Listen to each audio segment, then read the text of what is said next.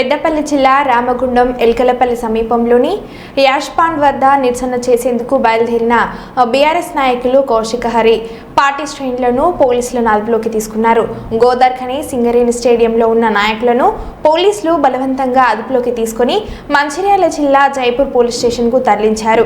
గత కొద్ది రోజుల నుంచి స్థానికంగా ఉన్న యాష్పాండ్ నుంచి బూడిద అక్రమ రవాణా జరుగుతుందని బీఆర్ఎస్ నాయకులు ఆరోపిస్తున్నారు.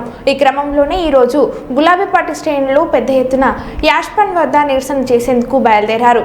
శాంతియుతంగా నిరసన తెలిపేందుకు వెళ్తున్న తమను అక్రమంగా అరెస్ట్ చేయడం సరైన విధానం కాదని నాయకులు ఆగ్రహాన్ని వ్యక్తం చేశారు.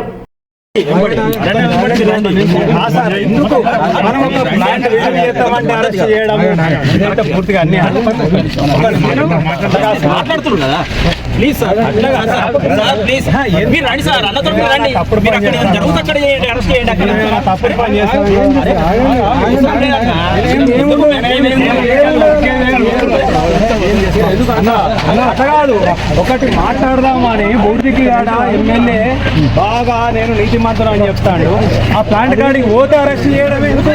అంత భయం ఎందుకైతే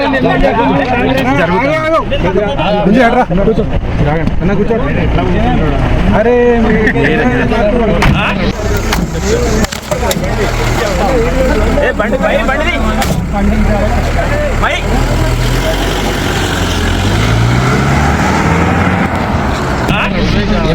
ఎందుకు భయపడతా అండి?